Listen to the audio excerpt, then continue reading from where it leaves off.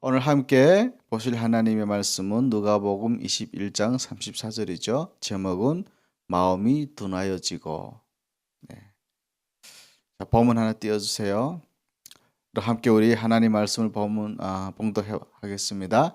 너희는 스스로 조심하라. 그렇지 않으면 방탕함과 술 취함과 생활의 염려로 마음이 둔하여지고 뜻밖의 그날이 덫과 같이 너에게 임하리라. 아멘. 미래는 준비하는 자들의 것이다 라는 말이 있습니다. 다시 말하면 준비된 만큼 미래의 영광이 주어진다는 것입니다. 그래서 학생들은 보면 각종 시험을 앞두고 열심히 준비하고 있고, 또 예비 신랑과 신부들은 결혼을 앞두고 필요한 모든 것을 열심히 준비합니다.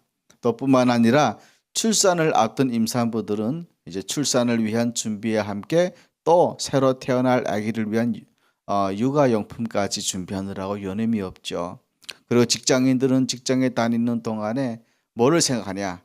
퇴직 후의 일을 준비하기도 합니다. 어디 그뿐이겠습니까? 심지어는 죽을 때를 대비해서 미리 수의를 준비해 두거나 혹은 묘자리까지 이렇게 준비하기도 합니다. 어찌 보면 아주 지혜로운 그런 사람들의 행동이라고 볼 수가 있습니다.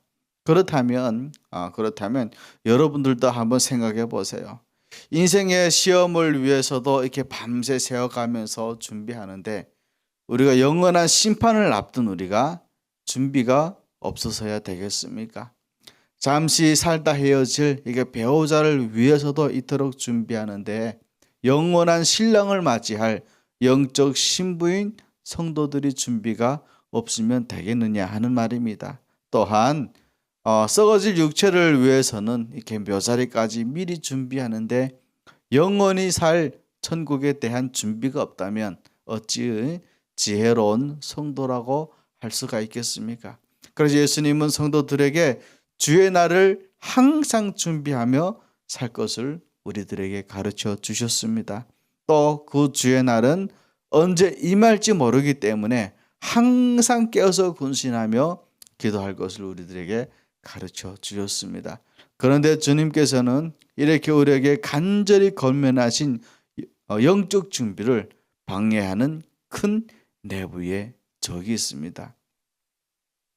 바로 마음의 둔함이라고 하는 것입니다. 34절에 보면 마음이 둔하여지고 뜻밖의 그날의 덫과 같이 임하게 된다라고 우리에게 지금 경고해 주고 있습니다.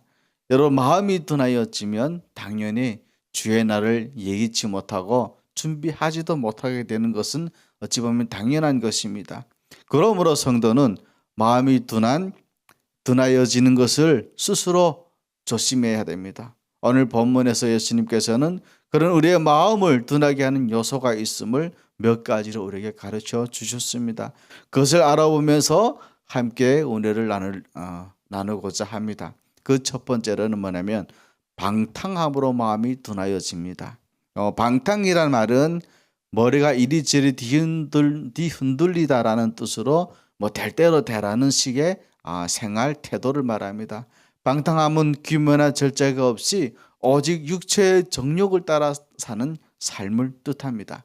그래서 예수님께서는 탕자의 비유를 통해서 방탕한 사람의 최후가 어떻게 되는지를 말씀해 주셨습니다. 이 비유에서 보면 아버지께로부터 자기의 몫의 재산을 받아가지고 도시로 떠났던 둘째 아들이 몇 날이 못되어서 그 재산을 다 허비해가지고 돼지를 지는 신세로 전락하였고, 심지어는 돼지들이 먹는 그 지엄 열매로 줄임배를 쳐야 할 만큼 비참하게 되었던 모습을 우리는 보게 되었습니다.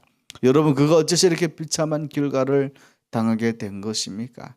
성경은 이에 대하여 그가 허랑방탕하였기 때문이라고 분명하게 말씀하고 있습니다. 그래서 여러분, 방탕함이라고 하는 것은 마음을 병들게 하고 하나님과 멀어지게 하는 것입니다. 영적인 것에 관심을 사라지게 하고 오로지 육체의 만족을 채우는 일에만 관심을 갖게 합니다. 그리고 또한 인생을 허비하게 만들고 비참하게 만들기도 합니다.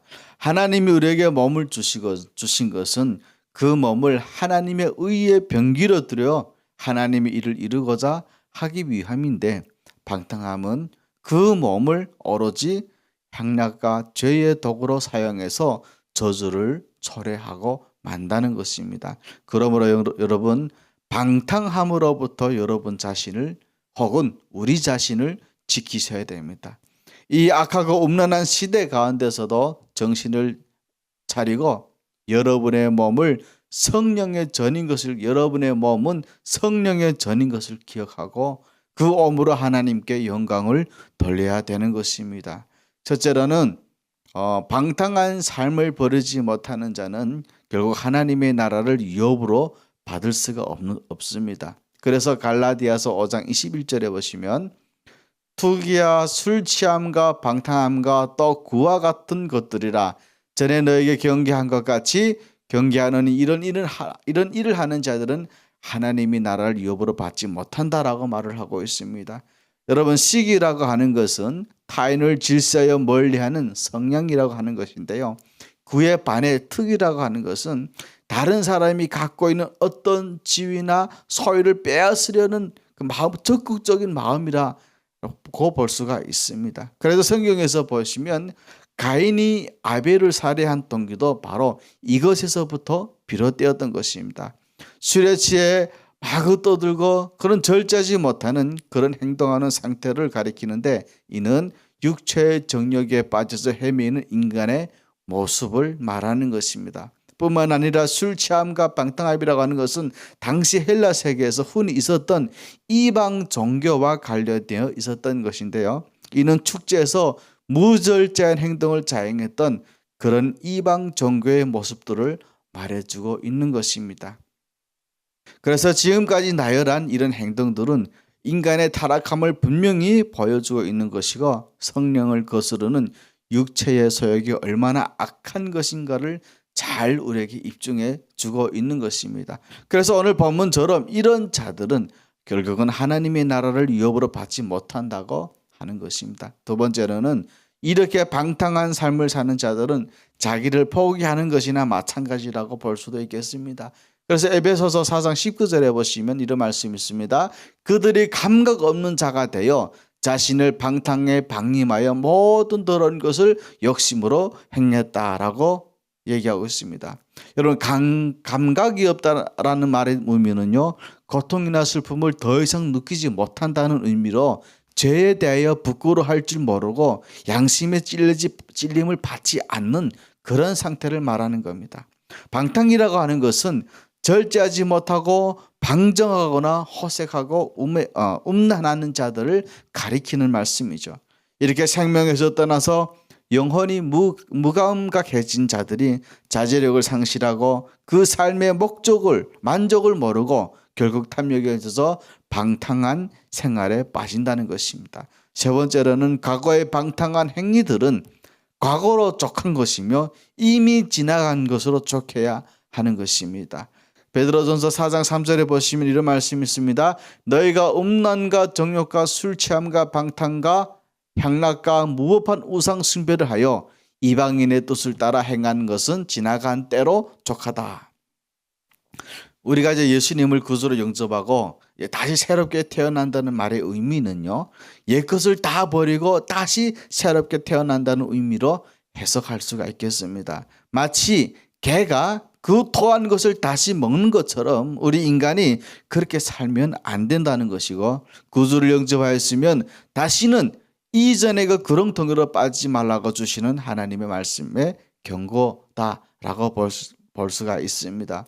그리고 성도는 마땅히 방탕한 삶과 습관, 그리고 죄악의 자리에서 박차고 나가야 되는 것입니다. 그리고 다시 말하면 박차고 우리가 다시는 이런 데 안 들어가겠다는 결단을 해야 된다는 것입니다.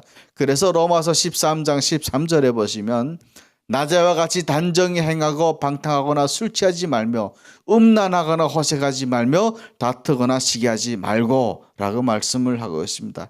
특히 이 구절에서 사도 바울은 밤에 행위들의 목록을 열거하는 와중에 낮을 강조하는 이유는 성도들이 어둠의 세상에서 살지만 언제나 낮에 속한 사람들임을 자각하라는 간접적으로 경고를 하는 것이죠. 그리고 방탕하거나 술 취하지 말라는 말의 의미는요, 당시 헬라 문화권에서는 바카스 신이라고 하는 우상 숭배의 축제일에 술을 마시고 구신을 찬양하면서 밤늦도록 요란스러운 행렬을 벌이는 풍습이 일반적이었다고 해요. 그래서 사도 바울이 이러한 현상을 염두에 두면서 술 취하여 방탕하는 것이 성도들이 취할 행동이 아니다라고 경고를 하고 있는 것입니다. 두 번째로는 술 취함으로 마음이 둔하여지는 것입니다. 술에 취한 자는 절제하지 못하고 자기를 결국 통제하지 못하게 됩니다. 한두 번 정도는 정신을 바짝 차리고 술을 조금 마신다면 스스로 자신을 절제하는 그런 사람들도 있긴 합니다만, 그러나 종래는 사고도 치고 타인에게 실수를 범하게 된다는 것입니다. 아무리 의인이라고 해도 술에 취하면 오히려 전에 있던 경건까지 상실하게 하는 것이고, 무엇보다 술에 취한 상태로는 하나님과의 참된 만남을 가질 수가 없게 되는 것입니다. 창세기에 기록된 위대한 인물 가운데 노아의 경우를 우리가 잠시 좀 생각해 볼 필요가 있어요. 그는 당시의 의인이었고 완전한 자라는 이제 칭찬을 받았던 사람이었고 하나님과 동행하는 인물로 소개가 되었습니다. 120년간 하나님의 명령에 순종하기 위해 방주를 지었던 위대한 순종의 사람이기도 합니다. 그랬던 그가 한순간에 무너지고 수치스러운 모습을 보이며 자신이 사랑하는 아들을 저승하는 지경에 이른 적이 있었습니다. 그게 언제 때입니까, 여러분? 바로 술에 취했을 때였습니다. 물론 성경 디모데전서 5장 23절에 보시면 술은 약과 같이 선한 일에 활용되는 것으로 가끔 묘사되기도 합니다. 그리고 사람들의 마음을 즐겁게 하는 것으로도 요한복음에서는 소개가 되기도 하죠. 그러나 이것은 어디까지나 그런 경건의 의미로 사용이 될 때를 염두에 두고 하시는 말씀인 거지, 육신의 쾌락을 두고 하는 말씀은 절대 아니라는 것입니다. 그러나 그것이 순전히 이제 쾌락의 도구로 사용될 때 그것이 사람을 방탕하게 만들고 결국 이성적인 판단력을 상실하게 하고 죄의 구렁텅이로 몰아넣는가 하면 건강과 재산과 명예까지 다 잃게 하는 속성이 있다는 것입니다. 사실 연약한 인간은 술을 선영하기보다는 자신을 절제하지 못해서 술에 취하고 그로 인해 자신도 모르는 사이에 엄청난 실수를 저지르는 그런 경우가 수없이 많습니다. 뿐만 아니라 마음의 이제 민감성을 둔화시켜서 영적 잠을 자게 함으로 주의 날을 예비치 못하게도 합니다. 고란 이러 성경은 술 취함에 대해 단호하게 경고하고 있는 것입니다. 로마서 13장 13절부터 14절에 보시면 낮에와 같이 단정히 행하고 방탕하거나 술 취하지 말며 음란하거나 호색하지 말며 다투거나 시기하지 말고 오직 주 예수 그리스도로 옷 입고 정욕을 위하여 육신의 일을 도모하지 말라고 말씀을 해주고 있습니다. 그 대신 술 취함 대신 성령에 취하는 것으로 그 성령의 충만을 권고하고 있는 것입니다. 그래서 술을 가까이 하는 자는 하나님의 법에서 멀어지게 되는 것이고 의로운 삶에서 점점 더 멀어지게 될 수밖에 없다는 것입니다. 잠언 31장 5절에 보시면 술을 마시다가 법을 잊어버리고 모든 공고한 자들의 성사를 급게 할까 두렵다라고 말을 하고 있습니다. 포도주와 독주를 즐기는 것은 왕과 주권자에겐 마땅치 않다고 역설한 이유를 설명하고 있는 것입니다. 그래서 술을 즐기는 것은 방탕한 왕은 올바른 판단력을 상실하게 되고 자신의 쾌락을 위해 스스로 법을 어기게 되는 것이고, 정작 자신이 돌보아야 될 가난한 백성들을 보호하기는커녕 오히려 그들을 핍박하고 자기의 유익을 취하고 공의를 실행하지 못한다는 것입니다. 그 결과 백성들은 이와 같이 방탕한 왕을 버리고 또한 자기들을 바르게 인도할 수 있는 그런 또 새로운 왕을 요구하게 되겠죠. 그러므로 여러분, 포도주나 독주를 비롯해서 올바른 판단력을 잃게 만드는 각종 육적 즐거움을 절제하는 것은 많은 사람을 다스리는 통치자에게 있어서는 절대 필요 불가결한 자세다라고 볼 수가 있겠습니다. 그러므로 술 취하는 자들은 하나님의 나라를 유업으로 받을 수가 없습니다. 고린도전서 6장 10절에 보시면 도적이나 탐욕을 부리는 자나 술 취하는 자나 모욕하는 자나 속여 빼앗는 자들은 하나님의 나라를 유업으로 받지 못한다라고 얘기하고 있습니다. 6장 9절에 보시면 하나님의 나라를 유업으로 받지 못하는 자들에 관하여 11절까지 쭉 나열하고 있어요. 9절에 10절에서 술 취하는 자라는 말도 포함이 된다는 것입니다. 그러면 왜 이렇게 하시느냐? 결국에 모든 죄는 결국에는 모든 죄에서부터 시작이 술에서부터 시작되기 때문에 그렇습니다. 그래서 성경은 이런 죄의 근본인 술을 제거하라고 우리에게 말을 해주고 있는 것입니다. 그래서 성도는 술 취함이 아니라 늘 성령의 충만함을 받아야 되는 것입니다. 에베소서 5장 17절에 보시면 술 취하지 말라 이는 방탕한 것이니 오직 성령으로 충만함을 받으라고 얘기하고 있습니다. 방탕이라는 말의 뜻은요, 문자적으로는 저축하지도 않고 낭비하는 것을 의미하는 것입니다. 윤리적인 면에서 본다면 이제 부도덕하고 허랑방탕한 생활을 하는 의미로 이는 당시 이교도들의 윤리 상태를 잘 표현하는 말이었던 것입니다. 특별히 에베소에는 신전 제사에서 술에 취하여 춤을 추고 술 취함이 마치도 자랑거리로 여겨졌다고 합니다. 마치도 우리나라 이제 말로 한다면 남자 대장부는 술을 먹고 취해야 하는 그런 어찌 보면 시계 말과도 똑같은 것이라고 볼 수가 있겠죠. 우리가 북한에서 살 때 이런 말 있죠. 남자는 술 좀 먹어야 되지. 뭐 이런 말이 있어가지고 술 안 먹는 사람들 강제로 술 먹여서 술 취하게 만들고 아주 그냥 그때는 그런 문화가 참 이게 어떻게 음탕하다, 방탕하다라는 생각을 해보지는 못했죠 우리가. 근데 우리가 성경을 보면서 그 나라가 멸망할 수밖에 없는, 그러니까 나라가 가난해질 수밖에 없는 근원이 바로 그런 데서부터 모든 사람이 절대적인 자각을 하지 못하는 데서부터 나온다라는 것도 또한 배우게 되는 것 같습니다. 하여튼 그래서 사도 바울은 이런 사회와 문화적 배경의 가운데 살고 있는 에베소서 교인들에게 이교도들과 같이 술 취함의 어리석임을 범하지 말고 지혜로운 자로서의 절제되고 경건된 삶을 살아가라고 요구하고 있는 것입니다. 그래서 성도는 술 취할 뿐만 아니라 술 취하는 자들과 더불어 사귀지도 말라. 그 성령은 강력하게 얘기하고 있습니다. 잠언서 23장 20절에 보시면 술을 즐겨하는 자들과 고기를 탐하는 자들과도 더불어 사귀지 말라. 그 얘기하고 있습니다. 잠언서의 이 말씀의 의미는요, 술을 많이 먹고 취해서 자기의 몸을 상하게 하고 그것이 마치 더 멋있는 것처럼 하는 그런 자들과 사치하고 방탕한 문화를 하는 자들과는 사귀지 말라는 말씀입니다.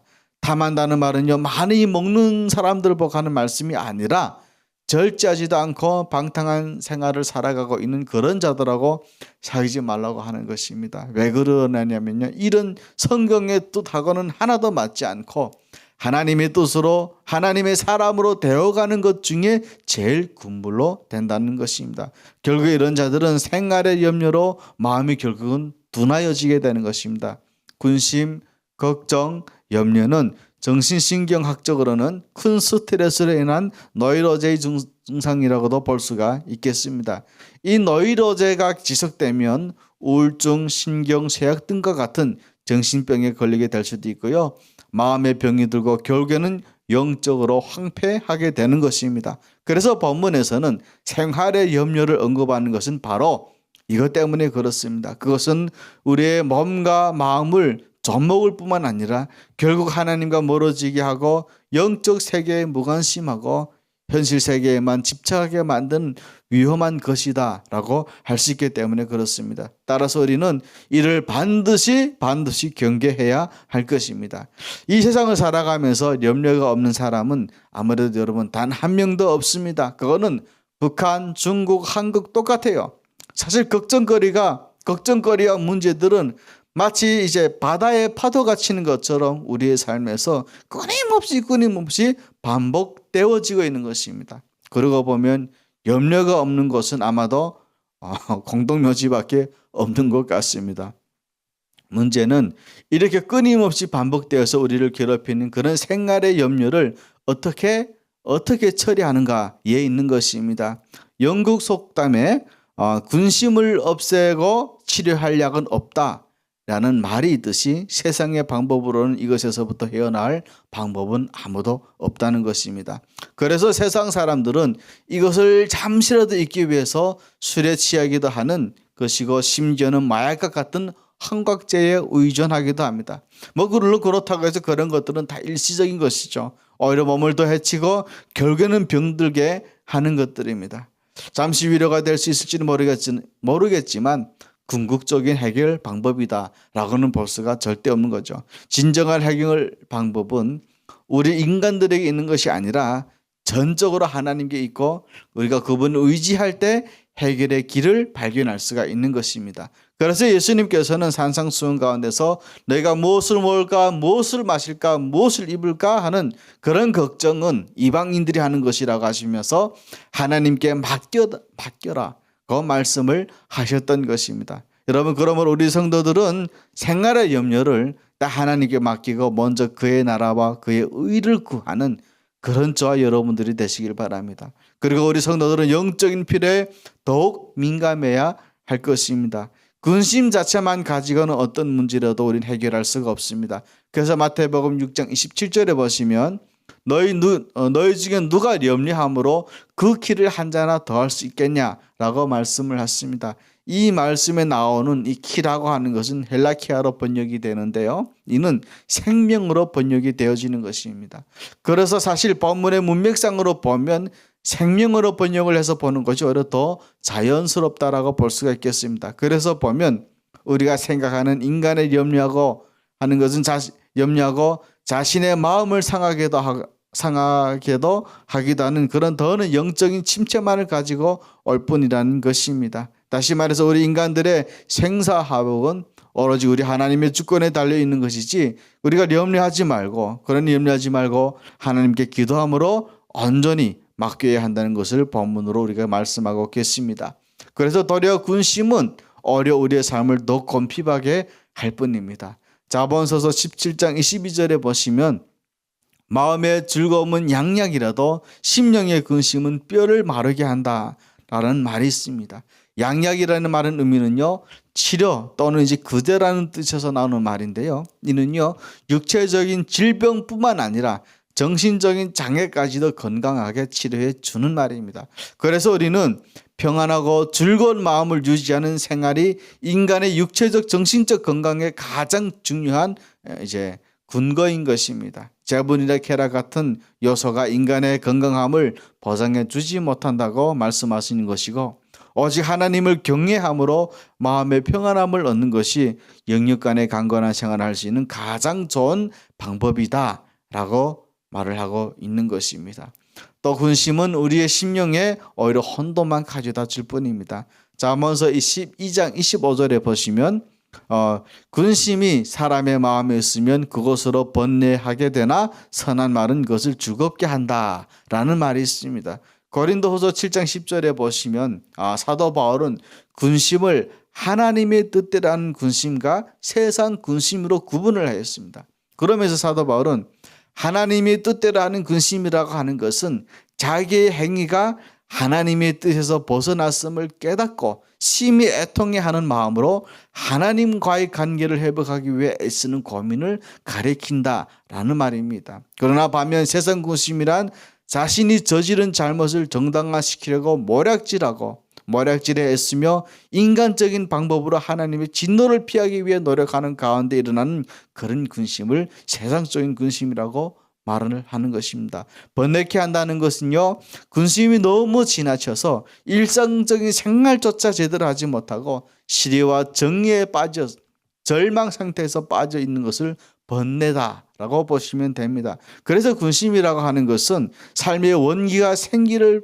빼앗고 살아야 하는 의욕을 갖지 못하게 하는 것입니다. 그러나 여러분, 선한 말은 사람의 마음을 위로하고 격려하며 기쁨이 넘치는 생활을 하게 하는 원동력이다라고 보시면 되겠습니다. 그래서 우리 성도들은 그런 모든 세상의 짐을 하나님께 맡김으로 모든 것을 다 해결할 수가 있는 것입니다. 베드로전서 5장 7절에 보시면 너희 염려를 다 주께 맡기라 이는 그가 너희를 돌보십니다 라는 말씀이 있습니다. 오늘 말씀을 이렇게 마치면서 참 이런 마음이 이런 설교 준비를 하는데 오늘 설교 준비를 하면서 내가 좀 북한에 있을 때 하나님을 알았더라면 북한에서 하나님을 만났고 하나님을 알았더라면 이런 걱정 근심은 좀 덜 하지 않았을까. 완전히 하지 않을 수는 없겠지만 덜 했을 수도 있겠다라는 어떤 그런 마음이 좀 들게 됐습니다. 여러분, 우리가 하나님은 우리가 주의 날을 예비하는 그런 삶을 살아가기를 바라십니다. 그러면서 또한 우리로 하여금 그렇게 예비하는 삶을 살도록 하기 위해서 우리에게 권고의 말씀을 주시는 것입니다. 오늘 말씀을 보시다시피 우리는 깨어서 주의 날을 예비하기 위해서 무엇을 주의해야 할지를 한번 살펴보았습니다.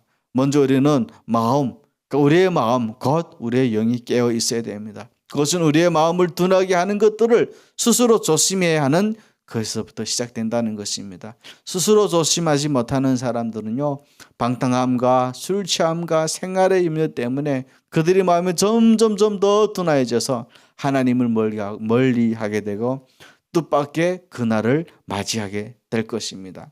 여러분 중에 이 같은 것들로 인해서 마음이 둔해진 사람이 있다면 주님이 오실 날 그리고 심판의 날과 상관없이 불신자처럼 행하지는 않으시는지요? 항상 마음으로 군신하고 영으로 깨어있는 그런 저와 여러분들이 되시기를 바랍니다.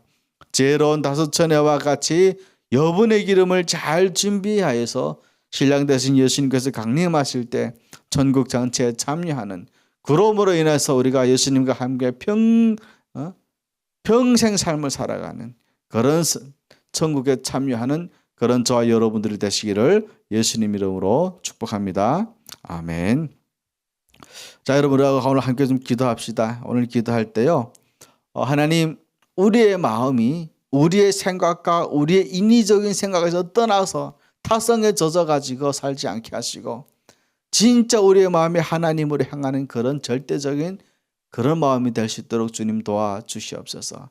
우리 마음에 늘 주님을 사모하며 훈모하며 그 말씀 한 구절 한 구절 우리 귀에 우리 마음에 들어올 때 내가 진정으로 사랑하는 예수님이 내 마음의 문을 열고 들어오셔서 우리의 모든 어리석음과 지혜롭지 못함을 깨닫게 주님 저희들을 도와주시옵소서. 한번 기도합니다. 주여, 한번 같이 기도하겠습니다. 주여, 사랑하는 주님 감사합니다. 우리 인간의 둔함으로 인해서